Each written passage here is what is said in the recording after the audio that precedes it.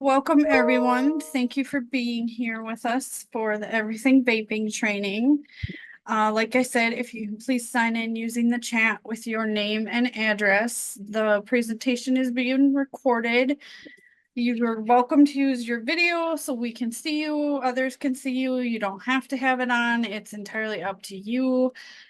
Please stay muted just for background noise and that kind of things. But at any time, if you want to ask a question, unmute yourself, interrupt me, feel free to ask or just throw your question in the chat. We do have Gabby who is watching the chat and she'll make sure that I see those. And then after the presentation, I will send the recording and the PowerPoint.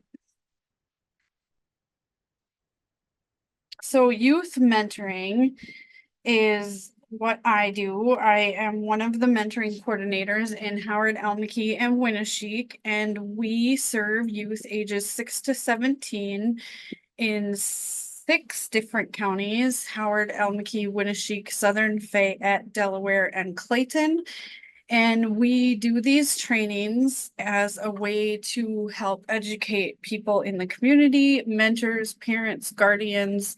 One of our program goals is to help youth be able to say no to alcohol, tobacco, and other drugs. So just being here as a resource and an education for people is one way that we help that goal. Today, Ashley Havenstrite, who is the tobacco prevention coordinator at Helping Services and has been with Helping Services for 8 years, is our guest speaker, helping us understand this world of tobacco and tobacco products. She does a lot out in the communities with Quit Line, My Life, My Quit, youth groups in the school groups, policies, and I'm forgetting stuff. She does a lot. If you want quit kits or your agency would like quit kits, you can get a hold of Ashley and she has those for people. So we are going to hope that technology works and do a beginning poll just to get a feel for who's here. So I will launch this and then you guys should be able to answer. So it looks like most of us feel like we're at the medium level, that we know something about tobacco products. Ashley and I's goal is to hopefully by the end of this, you'll feel like you know everything there is to know. So we are going to get started with why we are here. So e-cigarettes and other tobacco use among youth is an epidemic in the US. We're here because we care about youth and we want to learn about tobacco products and then to gain knowledge on resources that are available. So the chart on the left is US high school numbers, where the chart on the bottom right is US middle school and high school numbers. In 2023, e-cigarettes were the most popular tobacco product for middle and high schoolers in the United States. 2.1 million are using e-cigarettes right now, so that's 7.7%. 550,000 middle schoolers and 1.56 million high schoolers. Out of these students who have ever used e-cigarettes, 46.7% report that they're currently now using. And 1 in 4 of them use every day. 1 in 3 have used at least 20 of the last 30 days, and 9 in 10 are using flavored e-cigarettes, which we'll talk about more later. Females are more likely to use e-cigarettes, and in the state of Iowa, 16.4% used in high school. Over 6,100 youth started vaping each day. That comes from the American Lung Association. So when you break it down by daily, how many youth are starting to use, that's a pretty high number, 6,100. I'm going to hand things off to Ashley, and she is going to talk to us about the evolution of nicotine products. Okay, so just to make sure that everybody is on the same page, I'm gonna just start out with some e-cigarette 101. So no matter what they look like, because they all look vastly different, they are all composed of a battery that heats up metal coils that then turns an e-juice into an aerosol.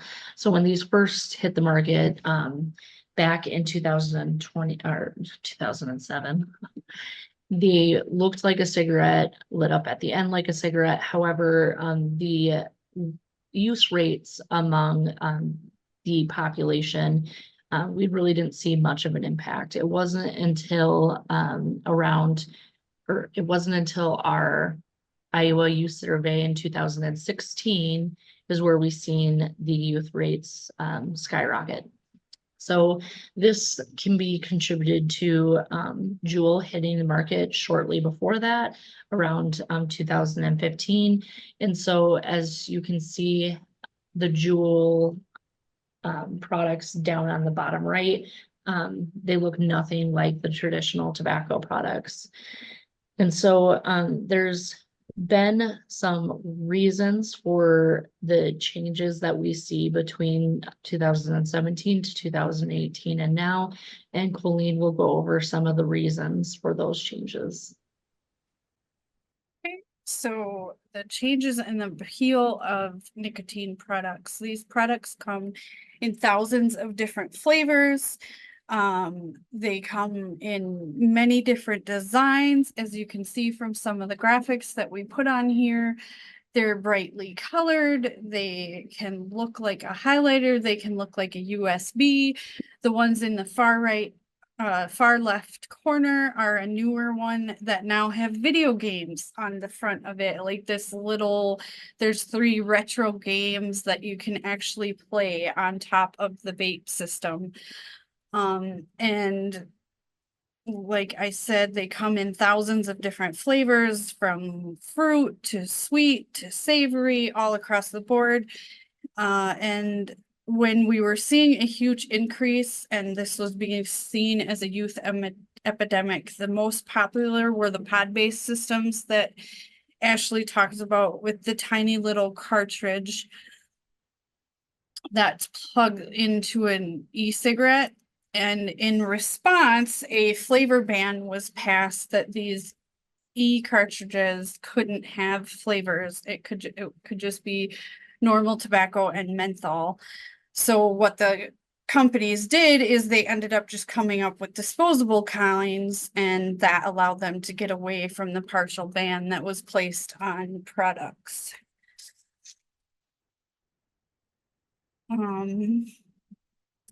And this is a comparison of cigarettes versus e-cigarettes. So as you can see from the chart, like there's 20 cigarettes in a pack, and there's 22 milligrams of nicotine, where a Juul pod is the equivalent of 37 cigarettes. The 2 on the end are both disposable kind of e-cigarettes, and the Flume has like the equivalent of 363 cigarettes, and the Elf Bar has the equivalent of 590 cigarettes. And some people ask, like, well, how long does a vape last, or how long does an e-cigarette last? That's a really hard question to answer, because with cigarettes, there's 20 in a pack, and you pretty much can tell if you smoke 10 a day, if you smoke 20 a day, you know how much you're going through. Where the pods are really based on how much the person using is hitting it, how much they're taking off of it to inhale what they're taking. And a thing with the pods that we're learning and the e-cigarettes is that people are becoming very dependent on these. Like, if they run out of e-cartridge that goes into the e-cigarette, they can start feeling anxious and depressed and things like that. And We've even heard of people going to bed with their vaping products and losing sleep because they're waking up if they can't find it, and it becomes like this brain game that they're playing with themselves. These are advertised as not having tobacco in them and being tobacco-free products. However, that doesn't mean that they're nicotine-free. So Ashley is going to talk to us about different types of nicotine. Before we move on, there's a question in the chat Okay. about the new ones with the video games. Did they bump up the prices, or are they about the same? So, I did a quick Google search real quick. So, an Elf bar you can purchase for around $20, and some of the gaming products, I saw that it's originally supposed to be 30, but the one I looked at was on sale for $17. Thanks, Ashley. All right, so if a person were to smoke a bunch of cigarettes in a short amount of time, they might end up getting a sore throat from it. And it's simply because of the different types of nicotine that are in these products. So traditional tobacco products has that harsher based nicotine, whereas the newer products have a more salt-based nicotine. So Juul is the one that ended up engineering this different type of nicotine, and what they ended up doing was putting benzoic acid into their products. So the benzoic acid pairs up with the nicotine. We know that it reaches the brain at much quicker rates than what traditional nicotine does, and at much larger amounts. And so there is a concern for these products to be far more addicting than what our traditional tobacco products are. Another thing about this type of nicotine is it hides that harshness that it can cause to the throat, which allows a user to use more of their product in short amount of time without having that negative impact. Ashley's going to continue here with some of the risks of nicotine use. So we know that nicotine is the addictive chemical that is found in the traditional tobacco products as well as these newer products. And the human brain doesn't become fully developed until age 25. And so really what that means is our prefrontal cortex is the very last portion of the brain to become fully developed. And the prefrontal cortex is responsible for decision-making, gauging riskiness, and things like that. And so we know that a majority of the tobacco users today, a majority of them, well over 90% of them started before they were age 18. And so we know that introducing nicotine to the brain before then can lead to addiction, but it also can negatively impact certain of the areas of the brain that control attention, memory, and things important for learning. So also because of the way the nicotine hijacks our reward systems found in our brains, it can have a negative impact on mental health as well. And so nicotine has been known to cause a false sense of it being able to decrease depression, anxiety, but really what research is showing us now is it can actually amplify feelings of depression and anxiety, and that temporary relief that people believe they get from these products is very temporary, and it leads our bodies to needing more of this product in order to achieve that same effect. So the brain is only one of the ways that nicotine in and of itself can harm the body. We know that nicotine use can lead to different cardiovascular issues. We know that people who use nicotine, their hearts have to work a lot harder than those who don't use nicotine. And so there's been research that shows that e-cigarette use can lead to some of the same cardiovascular issues that we see among traditional tobacco products. So some of that is increased risk of heart attack and stroke. Also, e-cigarette use, some studies have shown that e-cigarette use can raise someone's risk of developing certain respiratory issues. And so some of these can include like bronchitis, emphysema, asthma, COPD, and things like that. And then I'll turn it back to Colinne. Thank you, Ashley. So another risk is secondhand exposure. And so you can see things like secondhand smoke causes the premature death of 41,000 adults and more than 400 infants each year. Secondhand smoke is known to cause cancer in humans and animals. Dogs and cats are twice as likely to develop nasal cancer in their owner if their owner smokes. And I actually just one of my friends recently dealt with this with her dog. The dog was not feeling well. They took the dog in and it was diagnosed with lung cancer. And the vet said that a factor in the dog getting lung cancer could be that two people who live in the house are vape e-cigarette users.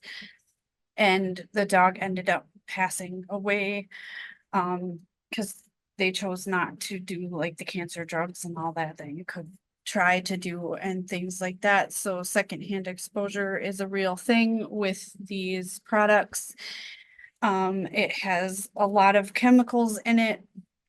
We don't have the same data points for e-cigarettes, but we know they contain many of the same chemicals and nicotine, same cardiovascular and respiratory issues that Ashley was talking about. And we are going to do another poll here. This one is true or false. It is true or false. Forms of smoke or aerosolized nicotine only negatively impacts the user or those around when the product is being used. Has everyone had a chance to answer? It looks like it. You guys are smart. Everybody guessed false, and that is correct. So secondhand smoke is smoke that you can actually see, where the next risk, which is third-hand smoke, is smoke that you cannot see. So it's like the smoke and the chemicals that is getting on clothes, skin, the windshield of your car, the windows of your car, walls in houses. You're still taking in these chemicals and it can get re-emitted into the air just by touching. So like if children or pets are around and you were using a blanket as someone who uses e-cigarettes and now they're touching that blanket, they can be spreading those chemicals and the things into the air. So that is another risk that we know is with cigarettes, and it also is with the e-cigarettes and other products. Almost all tobacco products would have this as a risk. So we're going to keep going and hopefully our video is going to play. More and more studies coming out saying vaping is dangerous, especially for teens and young adults, and it can be addicting. Dr. Ernst von Schwartz and his daughter Vanessa both joining us this morning. Dr. von Schwartz, good to see you again. You've been helping us so much through this pandemic with our COVID questions. This morning, though, going to turn this a little more personal to you and your daughter. Tell us your experience with vaping and what you guys have been going through. Well, I started vaping when I was 15 years old. It had become this new trend. My friends and I were all doing it. And over time, I ended up becoming very addicted to it, to the point where if I went more than 30 minutes without it, I'd feel nauseous, cranky, and anxious. Over time, I continue to have symptoms every time I vaped, but I ignored them, and eventually I struggled with many physical limitations. I couldn't even get up from a chair or go up a flight of stairs. Hmm. And Dr. Von Schwartz, what was it like? You know, you work in the healthcare industry. Obviously, you're a cardiologist by trade. Seeing your daughter struggle with something like this and it affect her so much. What was that like for you?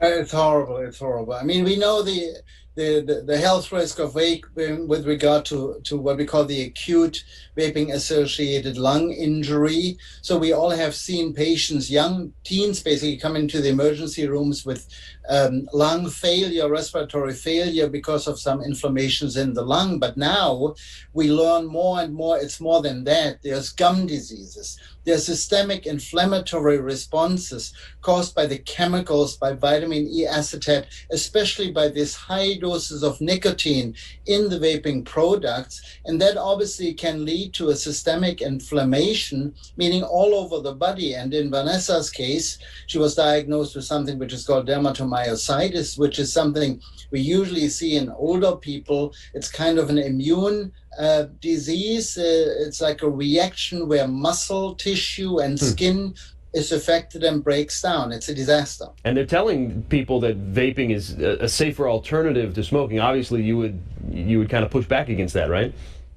Absolutely. And if you think about it, I mean, at least 20% of high school kids are vapors right now. It's an endemic and it's very dangerous, and we are just getting a grip on the potential health risks long term.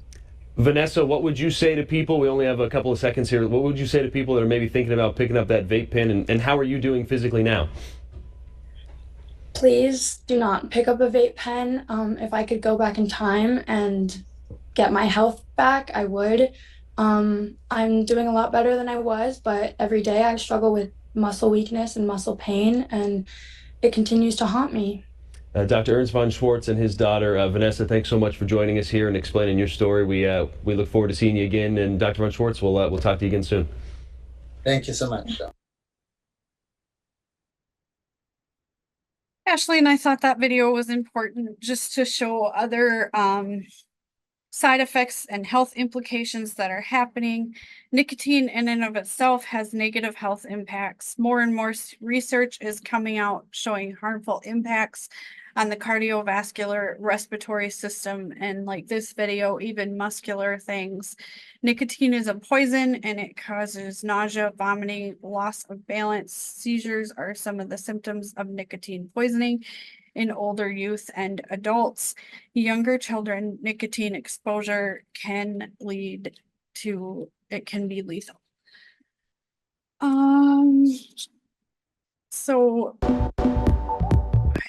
There we go. Sorry about that. Knowing the signs of vaping. There's a list here that you can look at with the bad breath, oral health problems, shortness of breath, increased stress, trouble concentrating, symptoms of anxiety, symptoms of depression, irritability from withdrawals. Like the girl said in the video, she was experiencing some withdrawal symptoms. And in addition to the unexplained sweet sense of e-juice or unfamiliar products, you might observe signs of nicotine addiction. Mayo Clinic says this could include symptoms of withdrawal when they have gone long periods without vaping, like the anxiety, irritability, restlessness, difficulty concentrating, depressed mood, frustration, and anger.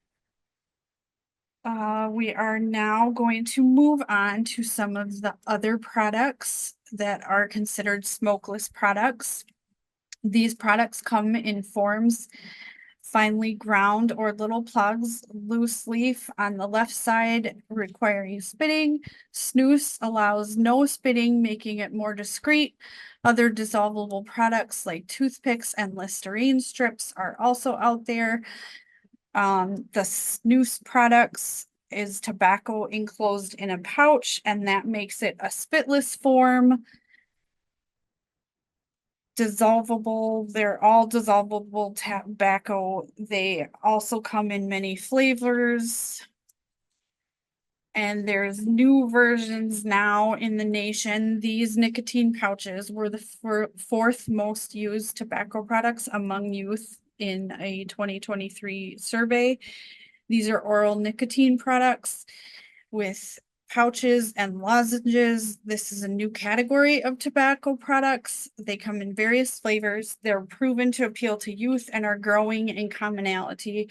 13% of 15 to 24-year-olds surveyed in 2024 or 2020, sorry, had used in the past 30 days, and they were users of pouches. They're an evolved version of snus. Snus is a tea bag with ground up chewing tobacco, where Zyn and Velo bags contain nicotine powder concoction. The difference was having companies claim because they were using the powder, it did not need to be regulated, and products were being sold to underage folks. Similar to what we were seeing with e-cigarettes, companies were using tobacco-free as a marketing tactic. The FDA clarified they are allowed to regulate any nicotine products, even tobacco-free. Males are more likely to use these smokeless products, and Ashley is going to share with us risks of these products.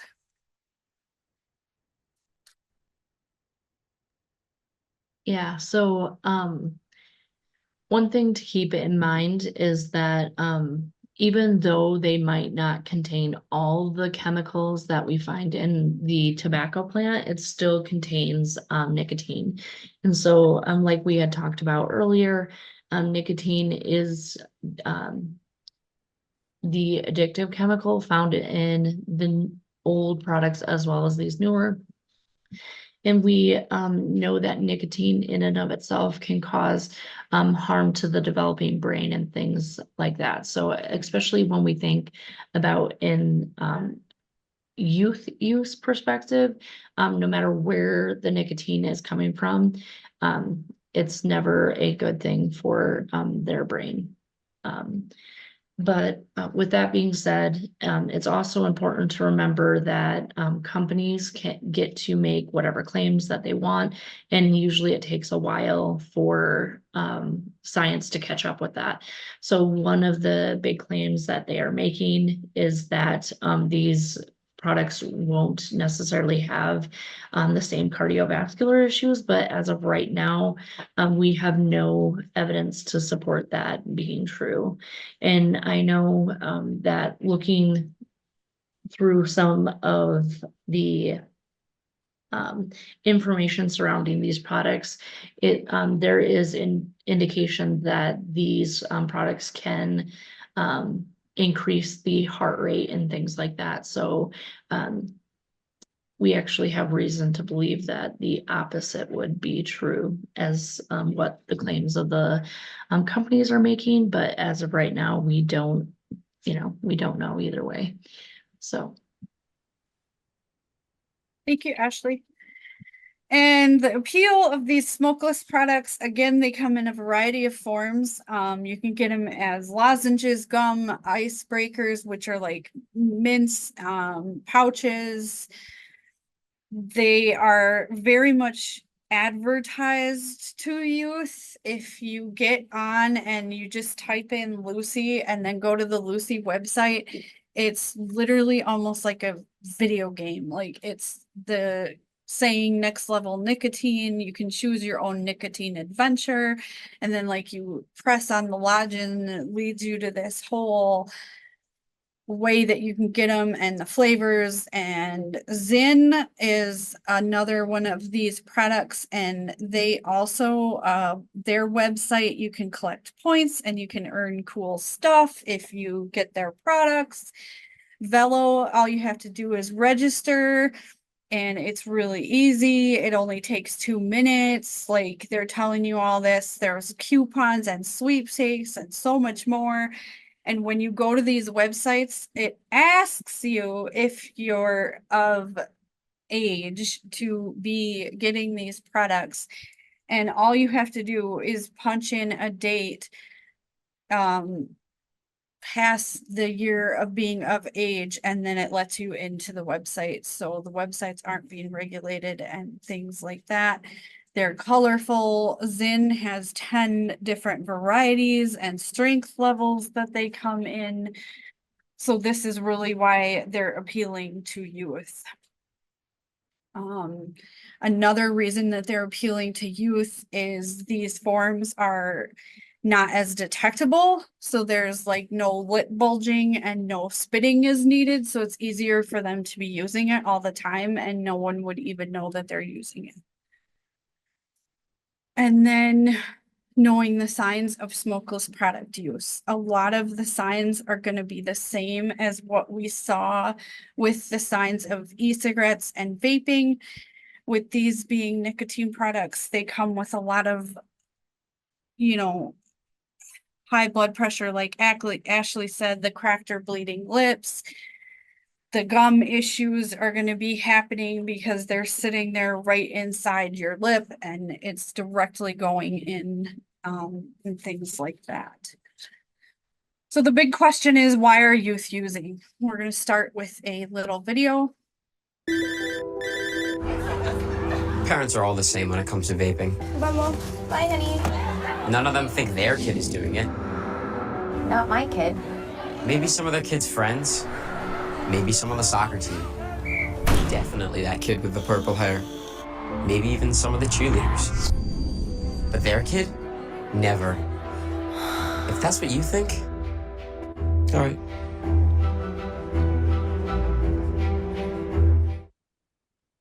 Colinne, are you okay if I put one more plug in for local advertising? Yes, of course.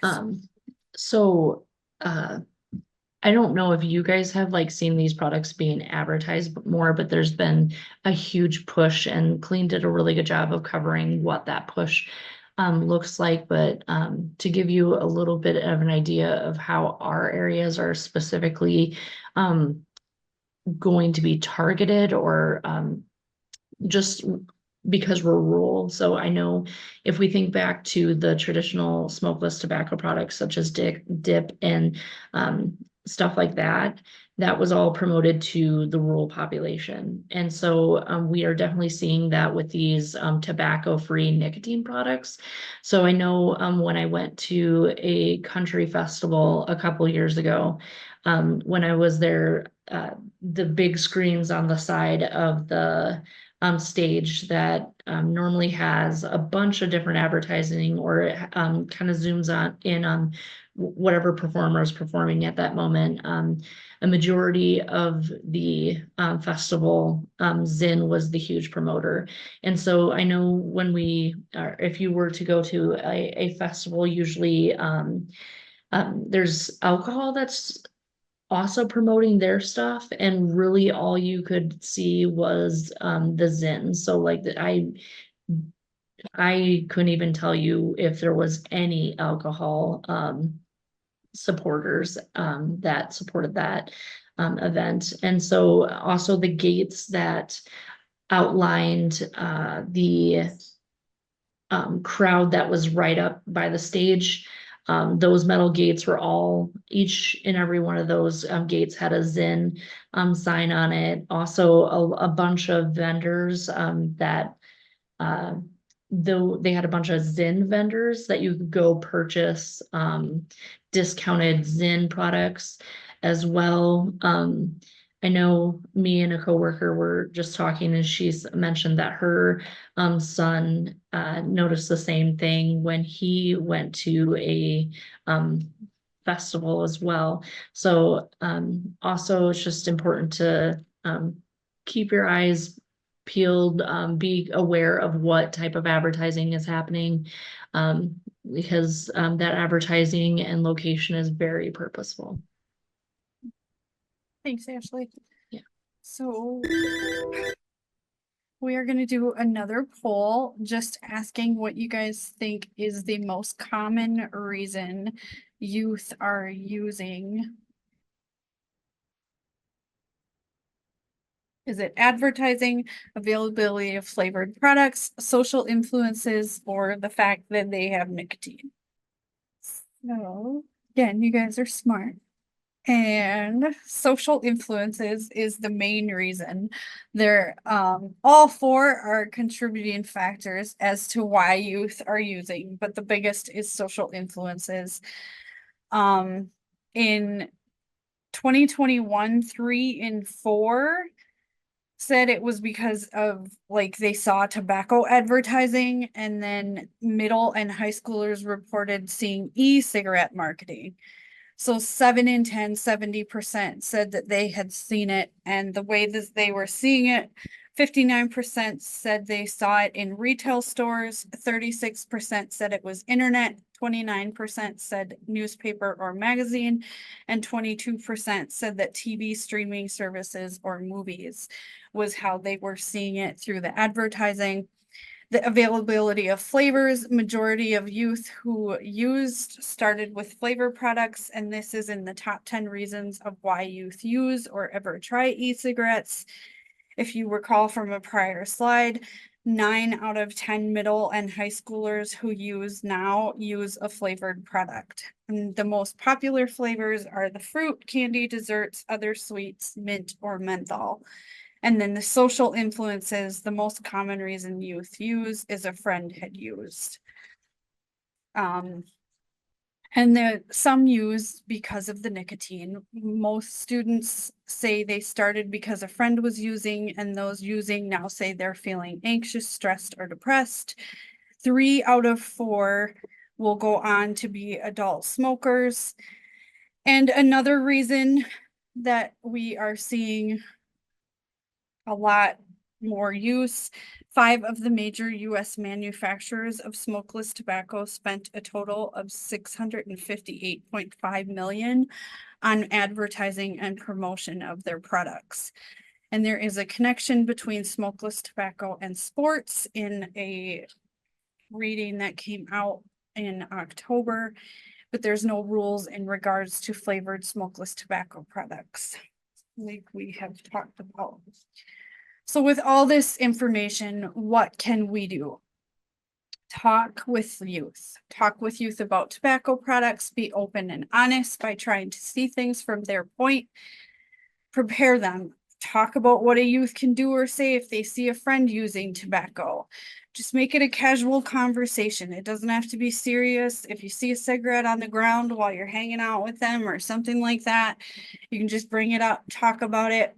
Set an example. If you use tobacco products, the best thing you can do is quit. Quitting's not easy, but try not to use around youth.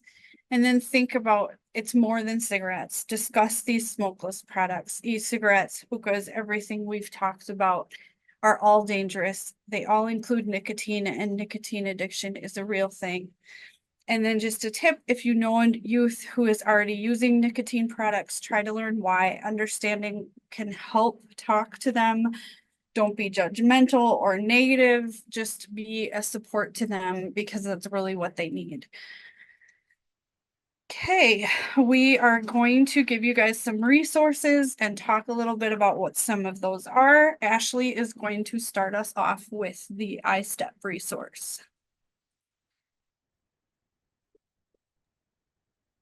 Yeah, so through my position, I am fortunate enough to be able to work with a variety of youth leadership groups across my service area. And so the idea behind these local groups is to give them a platform in order to be role models, but not only role models, but also to be able to educate their peers. We know that youth are way more likely to listen to their peers versus somebody that is not the same age as them. So through this platform, there's a variety of different activities, or these groups are truly youth-led. So they get to decide what messaging gets selected and how the message gets shared. And so these local groups are supported by our statewide initiative, the Iowa Students for Tobacco Education and Prevention.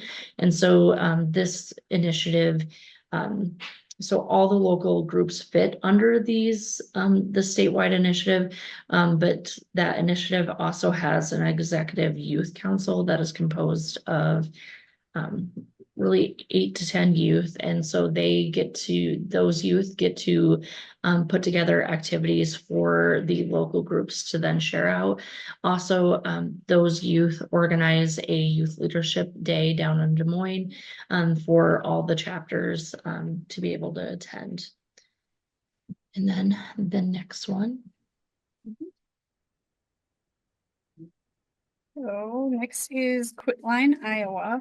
Iowa has a great resource. Quitline, Iowa is a simple way to help adults quit tobacco, including e-cigarettes, cigars, and chew.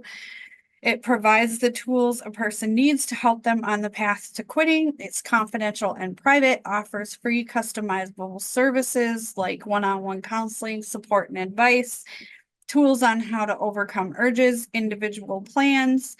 Some adult Iowans may qualify for free nicotine replacement therapy as well, including things like the gum, the patch, or the lozenges.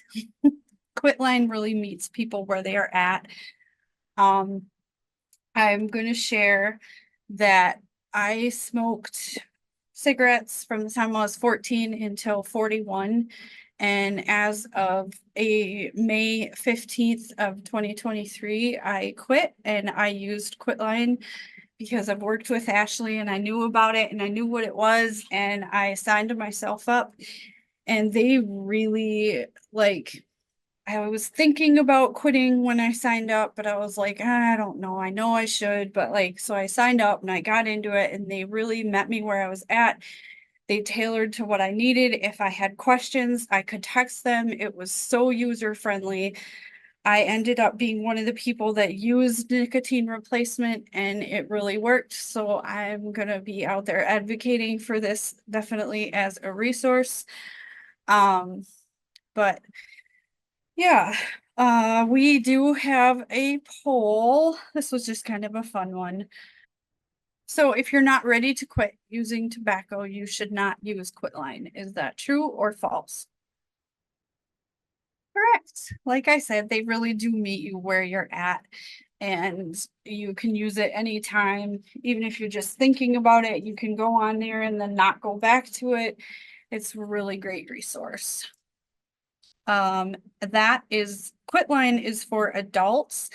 And then there is My Life, My Quit, which is for youth age 18 and under to age of 12. However, 12-year-olds do need parent permission to use My Life, My Quit. And this program provides youth access to tailored resources for quitting, like specialist tobacco treatment coaches, 5 coaching sessions by phone, live text, or chat.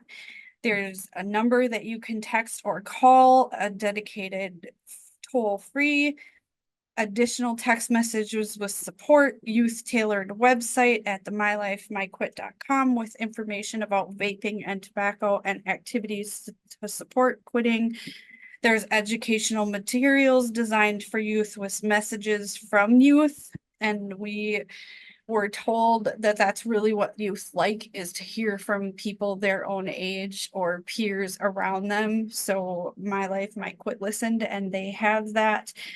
And then at the end, you get a watermarked certificate of completion of the program. There is also a resource called Your Life Iowa, which is a huge website that has calling, text, lots of different information that you can go on and find about problem gambling, drugs, gambling, mental health, suicidal ideation, tobacco.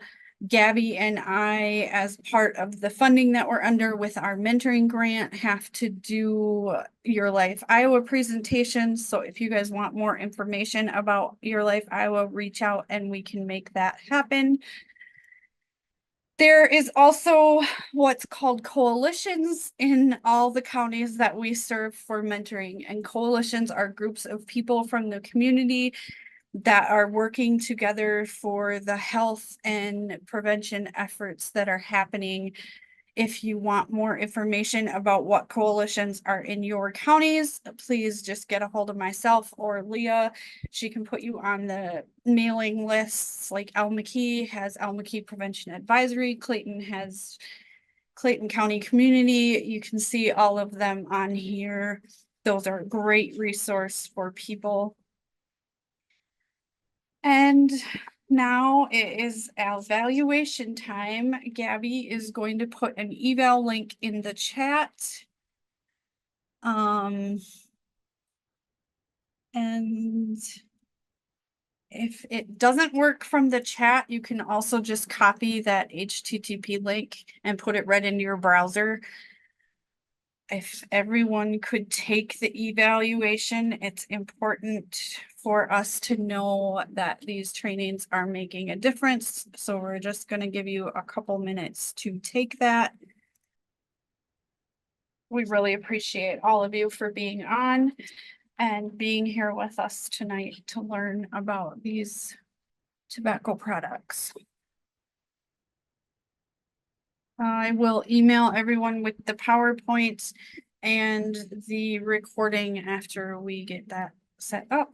So thank you, everyone. We really appreciate it, and I hope you have a good night.